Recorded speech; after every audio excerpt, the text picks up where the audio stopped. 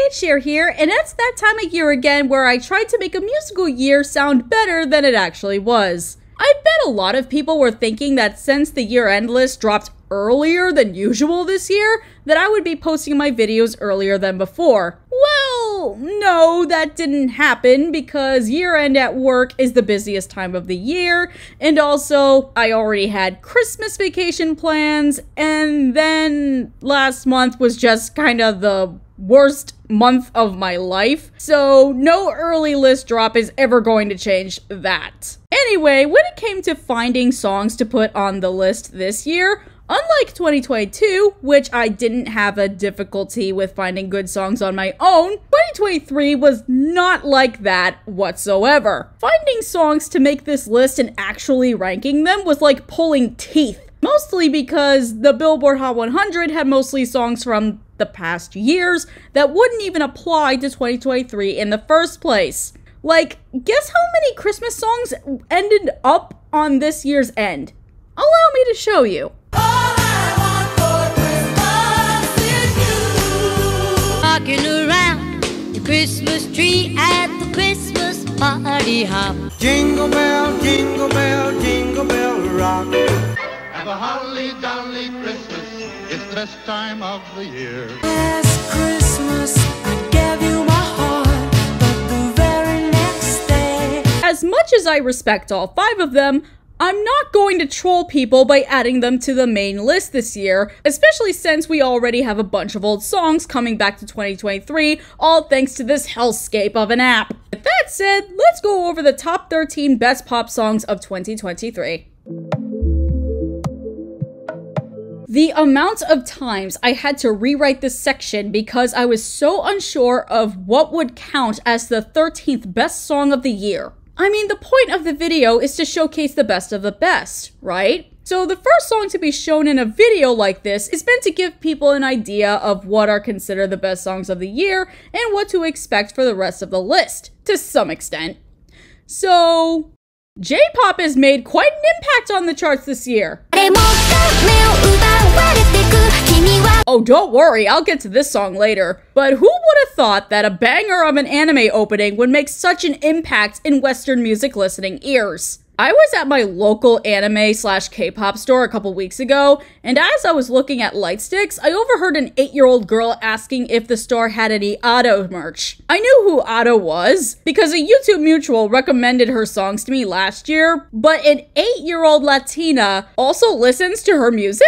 I suppose we are sorta raising the Gen Alpha generation right, if we're comparing them to the Sephora 10-year-olds. When I was working on this list, I really badly wanted to add more J-pop songs because J-pop definitely had bangers that deserved all the recognition. But my problem is that a lot of J-pop songs are not exactly global listener friendly, and the majority of people have this belief that J-pop is mostly like, well, this.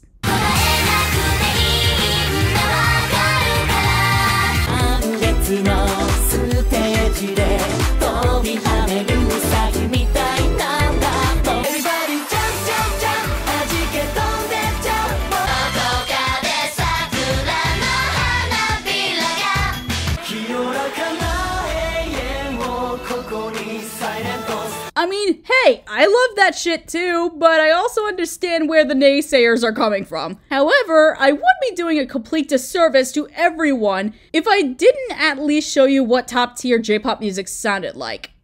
Exhibit A! I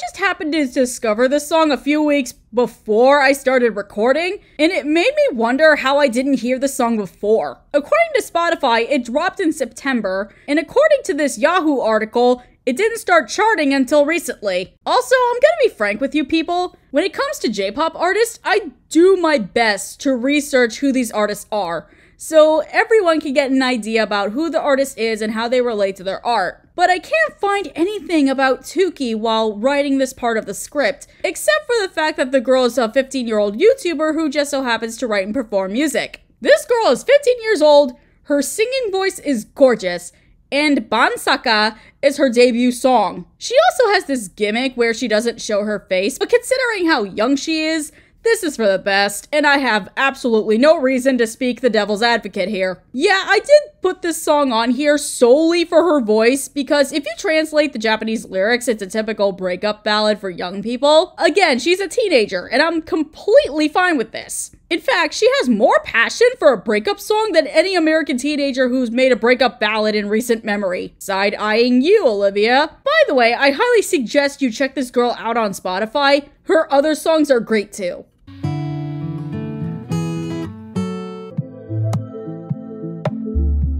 Oh, how it pains me to put my favorite song of the year so low. But this is how not biased I am. Also, there was a reason why I saved this video for this month instead of right as the Billboard year-end list has dropped. All great things are godly live. I would never fall in love again until I found her. Steven Sanchez is a California-born Nashville artist who first had his viral moment on TikTok covering Cigarette Daydreams by Cait the Elephant. I've actually listened to Cigarette Dreams for research purposes, and listening to it almost 10 years after the song first came out and charted on the US rock chart, this is definitely the most 2014 rock song I have ever heard. It reminds me of Foster the People so hard that all of a sudden I'm hearing pumped up kicks out of nowhere. Regardless of how I feel, Steven covering this song actually makes sense. His work is very inspired by the rock style of the 60s, which, now that I've realized, heavily influenced the rock style of the early to mid-2010s. I'm more so referring to Elvis, the Beatles, or Creedence Clearwater Revival's greatest hits. So when Steven started entering the radio fray with his viral 2021 hit, Until I Found You, his style was basically confirmed. Though the song was known to be public in 2021 and 2022, it started getting more popular when the M. Bayhold feature remix started playing on radios in 2023. I personally like the original version better because the remix kinda suffers with the whole duet wasn't necessary trope, but I don't mind M's vocals on the remix either. It actually works for her. Now, let me talk about the live performance of this song. Georgia, wrap me up in all I want you. My concert footage was not as great because the House of Blues was literally a madhouse the day I went, but this and many of his B-sides are proof that this man has got pipes. Something a lot of pop stars, or idols as they are trying to be in this decade due to the rise in K-pop presence in the States, have been missing since the rise of autotune to hide artist vocal deficiencies. The best way I can describe Steven Sanchez is if a theater kid went to become a pop star, but in a way that mixes theatrics with the energy of a bombastic performer so well that one doesn't seem to notice the difference. However, in case you haven't noticed, this man can dance like nobody's business.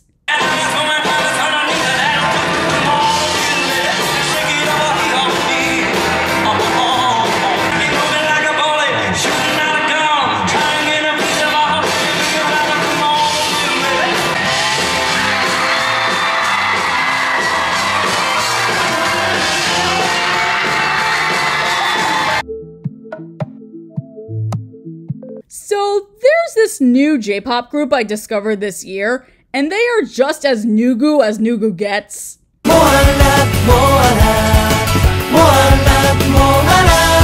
This is Animal Collection, a cute boy group that I want to have an anime so badly, it's not even funny. I actually stumbled upon this group by accident one day. The concept of the group is that each of the idols are based on an adorable animal. Using Sora as an example, he's the sheep. So why am I talking about this group even though their songs are not going to be, well, on this list? Well, it's to reassure the public that cute stuff doesn't always equal bad like people tend to believe. No, it's not a way to infantilize adults. No, it's not degrading. It's just an art form. Calm down. So that begs the question, can a cute pop song end up on any best list to prove a point? Yes. Yes, it can.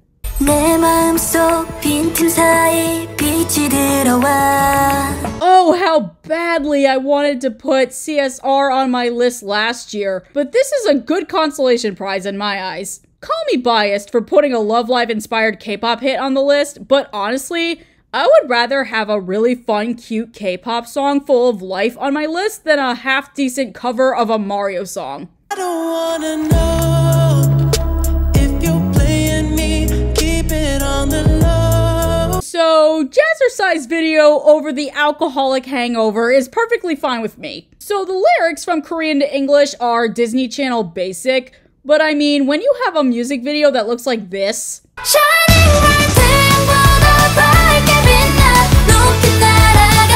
and a cutesy K-pop girl group who could pull it off, lyrics are the last thing you should worry about unless someone pulled off a Drake and snuck something in there that would damage CSR's reputation. The star appeal to make Shining Bright work the way that it does is how much the girls are into it, and with how clearly they can all sing. They are so into this.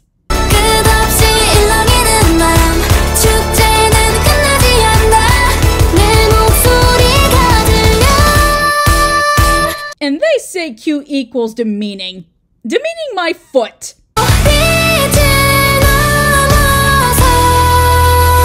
Shining bright.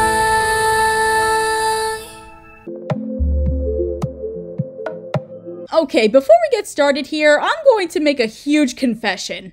I'm way out of my depth here. My God, I'm so lonely, so I open the window. If you're in the know, you know who this is. For those who don't, this is Mitski, the most popular underground indie rock artist of all time. Reaching her certified gold debut with First Love Late Spring in 2014, fans have fallen in love with her for her artistic poetry, her mystic voice, and swooning instrumentals. Mitski makes music that dances on the edge of what should be popular, but this woman is such a recluse that for over 10 years, she's avoided such a moniker. This woman has more people questioning about her life than Gautier when he dropped Somebody That I Used to Know, but this woman won't give in. I'll give her credit though. The less you know about a person, the less scandal they're likely to get in. Also, I figured that she was never really the person to enter the whole world of pop politics. She loves making music, and she doesn't give a damn who loves or hates her. And I fully respect that. Whatever the reason, it's only made her more popular with the artsy crowd, including myself, who finally got the chance to listen to her at the very end of the year. But not for the reason that you thought. Did you know that Mitski finally charted in the Billboard 100 this year? Is my love, is mine, all mine. I love mine. Pretty much everyone in the music community was shocked when this song peaked in the top 30s. But then again, considering the confusion of what pop music was supposed to be in 2023, perhaps it was inevitable that Billboard would scrape for anything that'll replace the replaceable TikTok trash that keeps coming out of nowhere. This song brings back the soft 2010s rock vibes that I miss so much. Had the song been longer, maybe it would have ended up higher on the list, but you can only do so much with what you're given, sadly. However, Mitski was always known for making her songs incredibly short. But while every other pop song sounds like an unfinished demo, Mitski's songs sound like they were a fleeting short film, something you need to experience multiple times to get the message. My Love, Mine, All Mine is another example of this. But the message seems to be pretty simple once you stay close to the lyrics. Her love is so special because it's hers that she has for herself, and when it's her turn to pass on, she wants to be able to show someone else that same sentiment. It's bittersweet in such a romantic manner. She doesn't need a giant bombastic chorus to shout it out to the world. In fact, because it's Mitski, it would completely defeat the purpose. By the way, my favorite song of hers so far is I Bet on Losing Dogs, because that song hits so hard that I find it hard to breathe when I listen to it. At the end of the day, I think we should all be appreciating Mitski for what she has now, because God only knows when a miracle like this is going to happen again.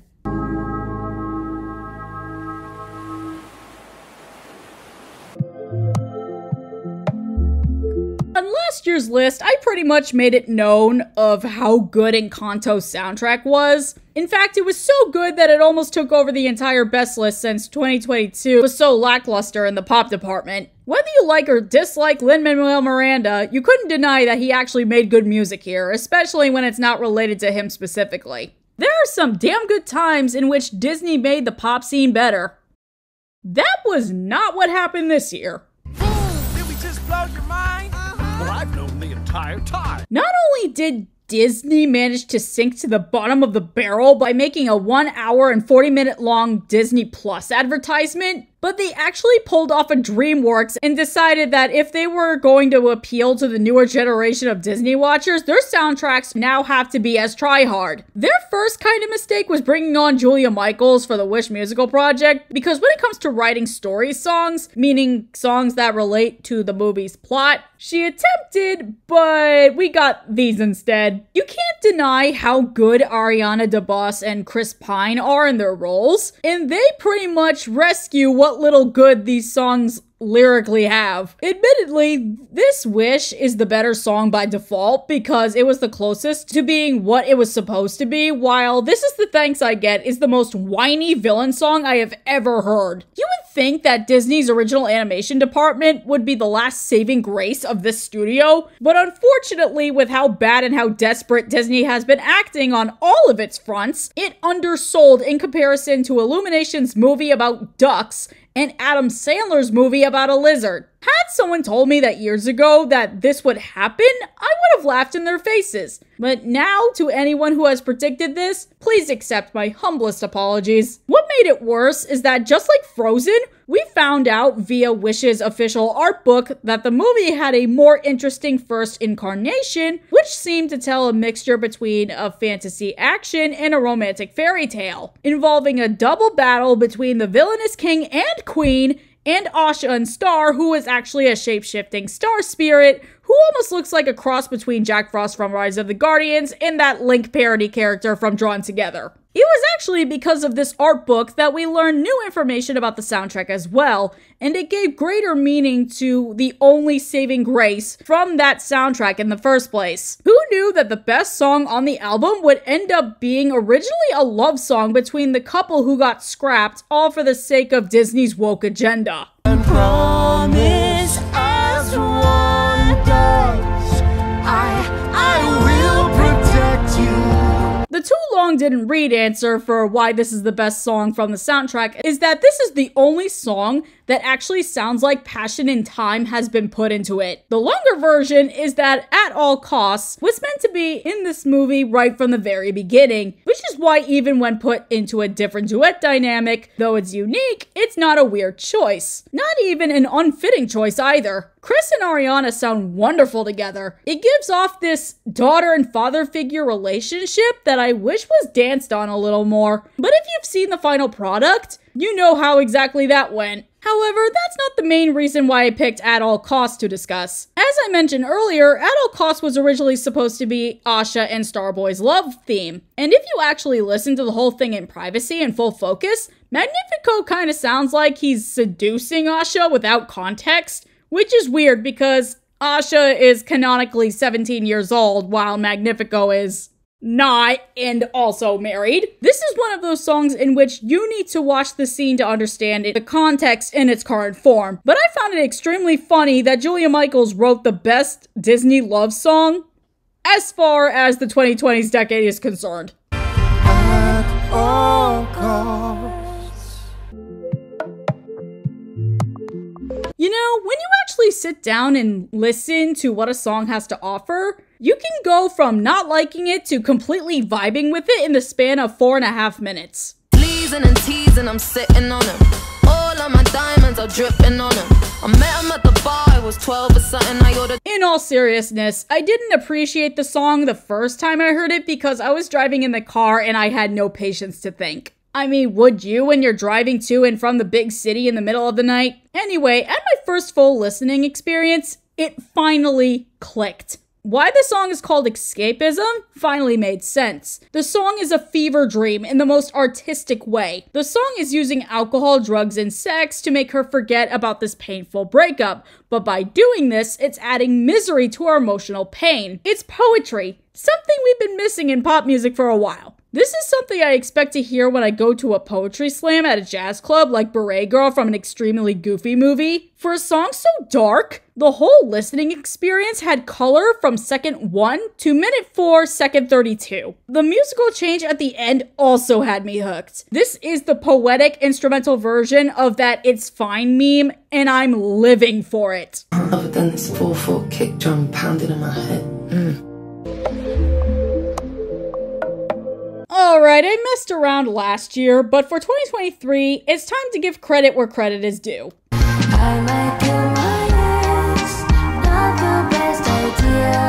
I really felt that I didn't do this track justice last year. Last year, admittedly, I didn't have a clue why the hell SZA went this route, but you know what? After driving to Orlando plenty of times this year and listening to the same pop songs 12 times each drive, I finally understood the appeal.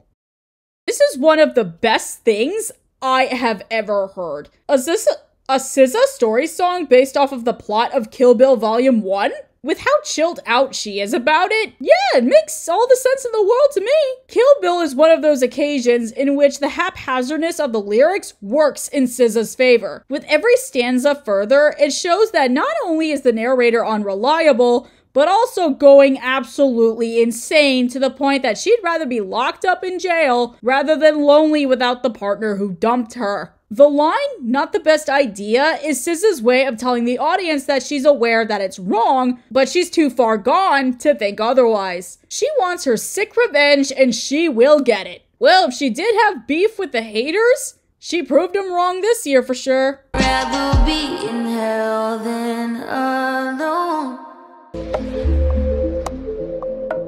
Here I go from a serious choice of song to the most random song I could ever find on the internet, but I just love it so much. We wore sweatpants to the ball. Sneakers echoed through the hall. Only theater nerds like myself will understand why this song claims its spot on this list. Can there please be a musical with this song in mind? I don't care if it's about a pixie dream girl, I just want this musical to exist. Waltz for Sweatpants is your typical let's debunk the stuffy fancy norm song, but unlike the stuffy and fake K-pop moral messaging, I believe wholeheartedly that Cody Fry was nerdy enough to release a track with this storyline and not be counted as a hack. I mean, who uses orchestras anymore? Let them think that we're crazy. Seriously though, bring orchestras back. I'm sick of garage band music. What I love the most about the song is that it, like musical theater pieces, has parts. Like, you can tell how the narrator is supposed to feel, how the scene is set, and what the end game deserves to be. A message and a story combined was what was needed here. As for who this song is for, it's for anyone who's truly been seen or felt as a societal outcast. And I suppose that's why this song spoke out to me so much. So for us outcasts out there, this song is dedicated to us.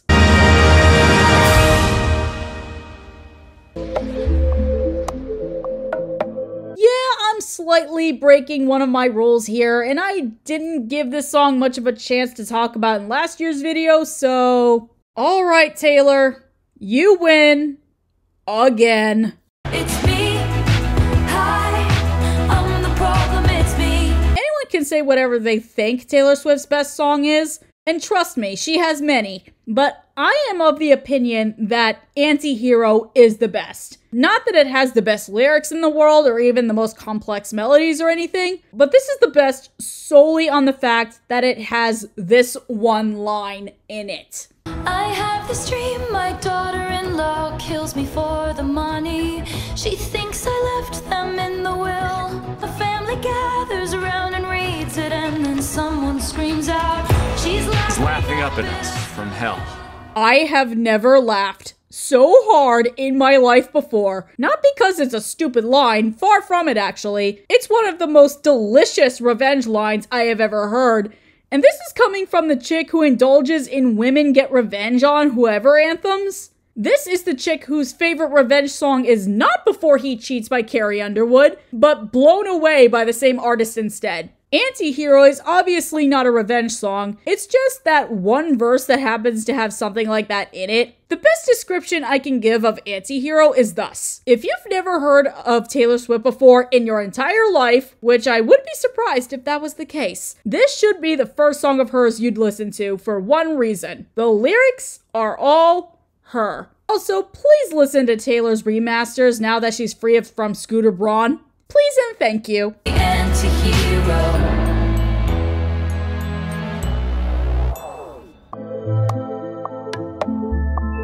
You know that feeling you get when you discover a Staples song from an artist you like? I told y'all I would get to this later. I've been super picky when it comes to finding my favorite J-pop songs this year. Like Western pop, J-pop has become oversaturated with similar sounding tracks from different artists, and I'm not exactly referring to Love Live and AKB48 related groups when I say that. Thanks to YOASOBI gaining massive international fame this year, and the international resurgence of city pop, I think Japan's starting to realize that foreigners are actually interested in their musical art form, and it's all thanks to memes and anime for exposing Westerners to their pop genres in the first place. Idol is solely on the list because for the first time, pretty much ever, an anime opening song smashed the top 10, not only in Asia, but in America as well. I shit you not, Idol was everywhere. Like, you know it's huge when every K-pop group in existence performs the TikTok dance? Well, TikToks that are at least uploaded to Instagram. What Idol did perfectly as a theme song is trying to convince the anime-watching public that Oshi no Ko was actually good, while the actual consensus was that the reviews were mixed, to say the least. Seriously, when it comes to music, that show pulled all of the stops. Anyway, despite that, Idol is quintessential J-pop while also relying on the dark undertones of the J-pop idol industry. How everyone loves you, but only the version of you they see on stage and camera. It's haunting when you think about it. Of course, YOASOBI is not an idol. They are a music duo who used to make Vocaloid tracks for fun, and every hit they've had has not soured. What I meant by that last comment is that because they're not attached to the idol label, that they can pretty much say whatever the fuck they want without backlash from the general public. Well, more so about the industry, not exactly anything, but you get the point. YOASOBI, you keep rockin'.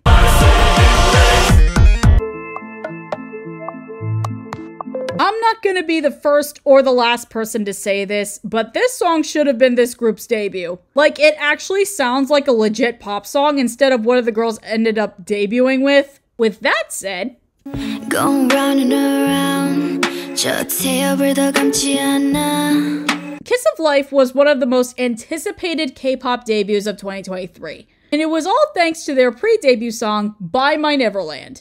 If you're asking about their actual debut song, it would have been better off as a B-side. By My Neverland and the members' solo pre-releases better presented what the girls could do as performers and singers. When dropped, it felt as if By My Neverland was just a fluke Nugu hit. No song expresses these girls' vocals better than this. I don't care what you say about my Neverland. I hate turning the best list portion into a negative. Trust me, I do. But it's times like these when I don't like pre-releases because it seems that they are better than the real debut song. You get your potential fan base riled up for a debut that's either lackluster or just passable enough that it doesn't offend anyone. Couldn't be the pre-release to get the fan base hyped along with their solos? Regardless of that, I see very high potential for Kiss of Life. I pray to God S2 Entertainment does not fuck this up. I'm sorry.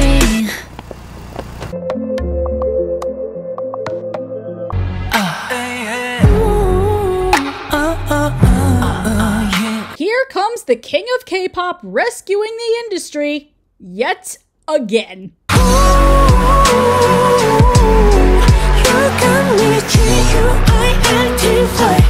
For an entire year, I waited to see if Taemin would top his last single, and GUILTY did not disappoint. He's back with the spooky concept, but he went from Phantom of the Opera modern style to full-on Midsummer Halloween, and I lived for every second of it.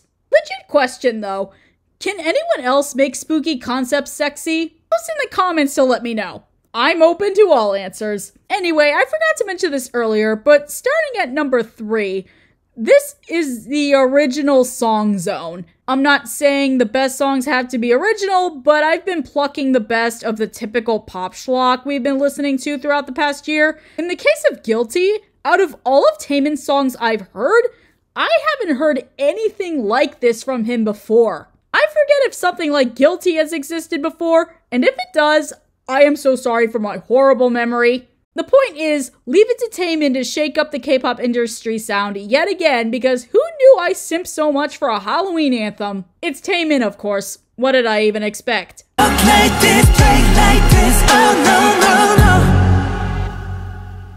now, before we head off to our number 1 song of the year, here are the honorable mentions.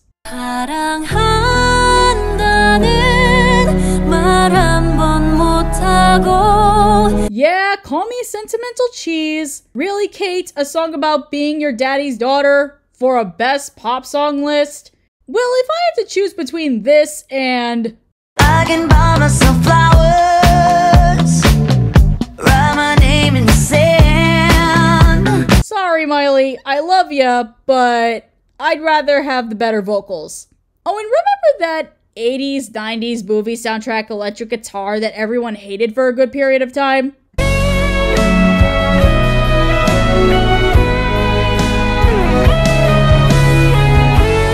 Well, that's back and better than ever. I really didn't want to do this, but what 2023 was really missing in music was people who could actually sing. For example,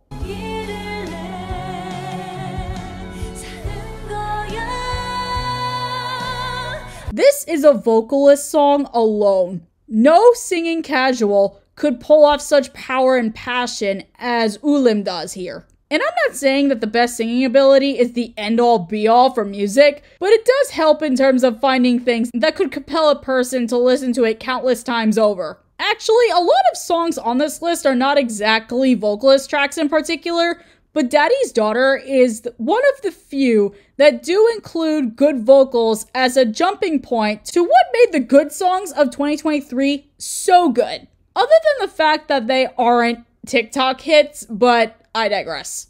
I give a second chance to Cupid.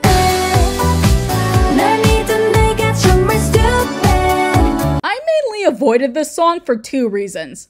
1, overplay because this was literally everywhere. Don't get me wrong, had I created a solely best K-pop songs list, Cupid would have been on it for sure because it actually sounds like a song for once in K-pop's modern life. It just felt too teenage melodrama for me. But hey, if I put Driver's License on a best list, I would be an absolute hypocrite to not add this anywhere. But now for reason number 2. The 50-50 legal drama was so bad that I really didn't want to jump into the discourse until the flames finally died down.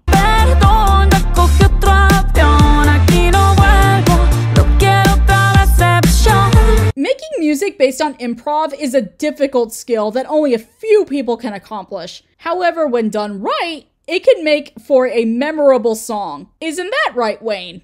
Friday, it's the best day of all, because you get to have a little spaghetti and 2 great meatballs.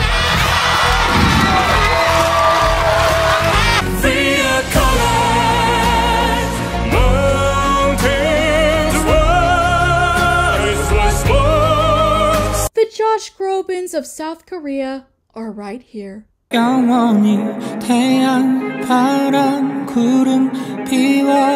it to SHINee's leader to actually manage to get his debut album to number 1 on the best K-pop albums of the year chart.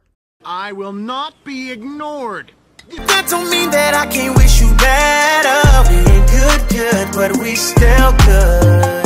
This was honestly one of the greatest plot twists of 2023. When I heard that Usher was going to perform in the next Super Bowl, I scoffed. I'm not gonna lie, I scoffed. First, we have Rihanna give a lowbrow performance proving to everyone that she doesn't want to go back to music. Then this past New Year's Eve, Adam Levine embarrasses himself with the worst vocals heard by man. Do we seriously need another pop veteran to come back? Well, Usher said yes, and he actually backed it up with evidence. Cause we done got closer now that you ain't with me. All that love that we had. Todd called this song unrealistic, but you know what? No one gave a shit after all of the misogyny we had to endure with Drake's tomfoolery. Also, 21 Savage and Summer Walker slayed. So, there's that. If we're gonna get a full Usher comeback, I'll welcome him with open arms. I know it used to be crazy. I know it used to be fun. Yeah, Used to Be Young is the best single to ever come off that album. And I don't care what the Miley antis will have to say about it. 넌 정말 좋겠다.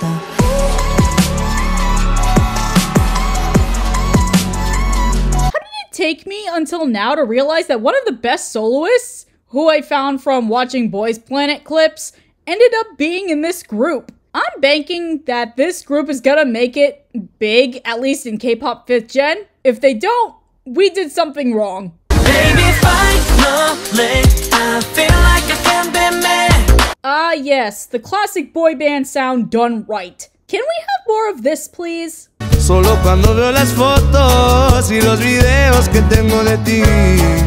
As I've said 100 times before, Bad Bunny is a super weird case. It's very clear that he can make banger songs when he feels like it. It's just that most of the time, he doesn't want to. Oh, and yeah, we finally have an apologetic sad man breakup song for once. Take that, Morgan Wallen.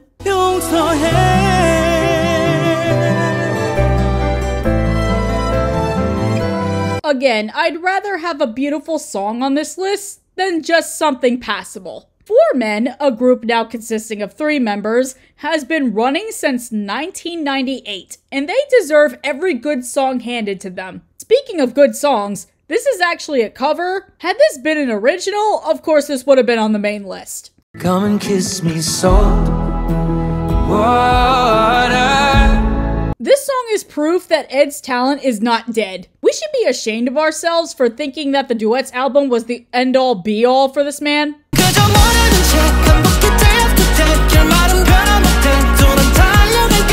The prime example of utilizing everyone's talent for debut. Wake One better not fuck this up this time.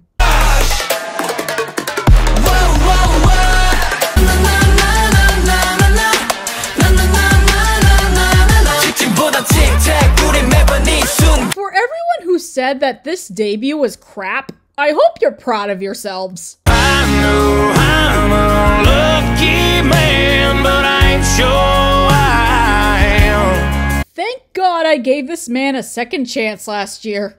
I feel like falling in love. I'm in the mood to fuck something up. The reign of Queen Bey continues. You got a fast car, and I wanna take it to anywhere.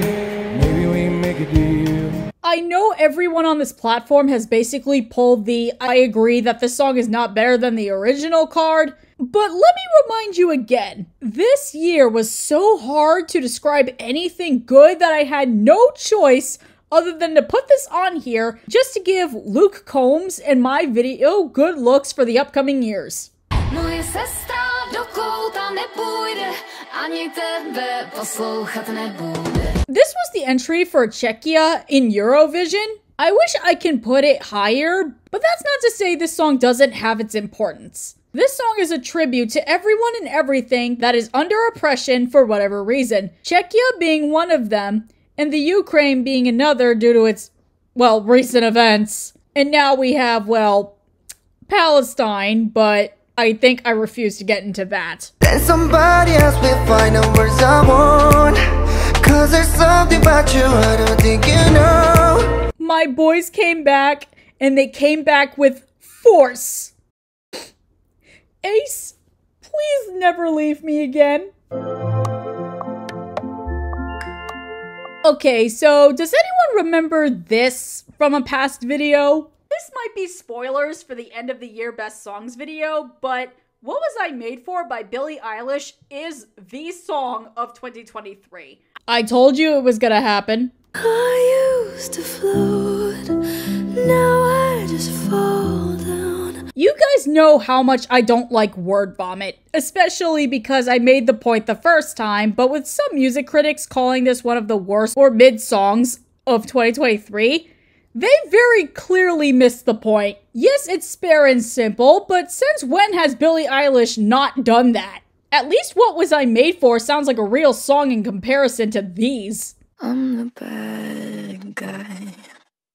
Duh. I'm not your friend or anything, damn. You think that you're the man. And yes, Billie does have better songs than either of those three combined. But let me remind you of what kind of year 2023 was. Even though we're going through it and it makes you feel alone, just know that I would die for you. Shine, it's your golden hour. Oh, I love it and I hate it at the same time. You and I drink the poison from the same vine.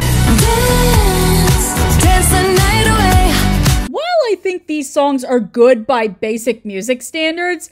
If you were to compare these to, let's say, Bloody Mary, Cruel Summer, and Sure Thing, none of them, or even some of the songs on the main list, would even stand a chance. If anything, What Was I Made For managed to reach memorable pop song ranks, along with at least the other top 6, plus Kill Bill of the list. A lot of recent pop songs may be bombastic in nature, but they lack anything that makes them stick like those legendary pop singles as far back in the past as the 40s. Music has been so damn focused on being viral that it forgot to be memorable and good. What Was I Made For didn't need to be viral thanks to the Barbie movie, but it was plucked from the soundtrack to be a radio hit because it was going to be a fan favorite anyway, and we were right. So let this video be a reminder to us all that creativity and longevity are indeed alive and punching us in the face. Something I'm made for. And here is the end to another Back to the Billboards year-end list run. If you guys liked what you saw and heard, you know the drill. Hit the like button, share your thoughts on the best songs of the year in the comments down below, and if you haven't done so yet, please hit subscribe to catch up on any future videos I post. I'm Cait, Cher, and it's been real. Ciao!